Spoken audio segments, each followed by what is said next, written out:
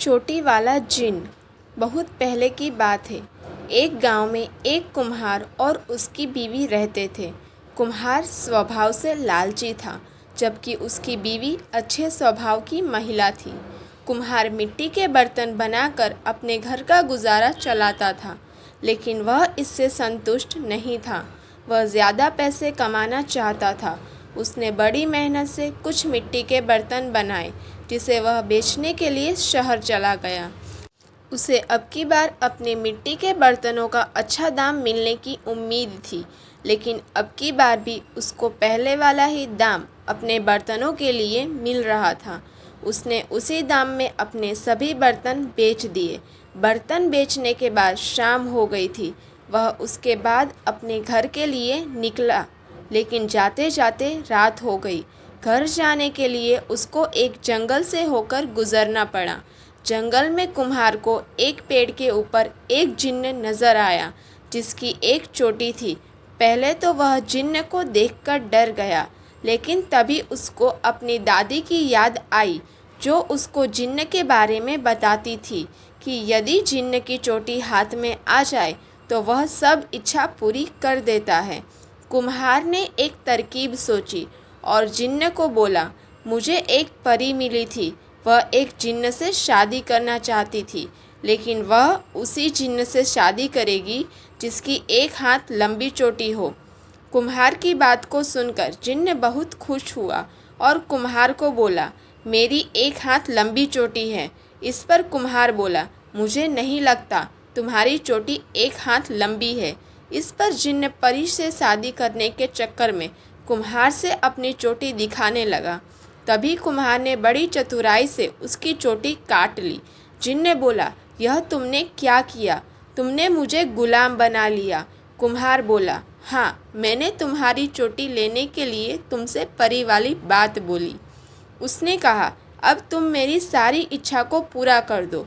जिन्न ने बोला, आप हुक्म करो। कुम्हार बोला, तुम मेरे घर को बड़े आलीशान घर में बदल दो और मेरा घर ज़मींदार के घर के पास रख दो। जिन्न ने ऐसा ही किया। उसका घर ज़मींदार के घर के पास रख दिया और उसका घर ज़मींदार के घर से भी अच्छा हो गया। इसके बाद कुम्हार ने जिन्न को बोला, तुम मेरी बीवी को गहनों से भर दो और हमारे घर में बहुत से हीरे जवाहरात रख दो। जिन्न ने ऐसा ही किया। जब कुम्हार ने घर जाकर देखा तो वह बहुत खुश हुआ। कुम्हार ने घर जाकर अपनी बीवी को सारी बात बताई। कुम्हार की बीवी को किसी को कैद करना अच्छा नहीं लगा। कुम्हार ने जिन्न की चोटी को एक घर के एक बर्तन के अंदर छुपा दिया। इसके बाद कुम्हार और उसकी बीवी के दिन पूरी तरह से बदल गए। जमींदार की बीवी और अन्य गांव की महिलाएं कुम्हार की बीवी के गहने देखने के लिए आने लगे। कुछ दिनों के बाद दिवाली आने लगी तो कुम्हार की बीवी कुम्हार को घर की साफ सफाई करने को बोलने लगी। कुम्हार ने कहा, हमको घर की साफ सफाई करने की क्या ज़रूरत है, हम यह जिन्न से करवा सकते हैं। इसके बाद उसने ताली बजाई और जिन्न हाजिर हो गया। कुम्हार ने जिन्न को पूरे घर की सफाई करने को बोला। इसके बाद जिन्न घर की सफाई करने लगा। जिन्न से सफाई करते हुए वह बर्तन गिर गया जिसमें जिन्न की चोटी थी। जिन्न ने चोटी को उठा लिया।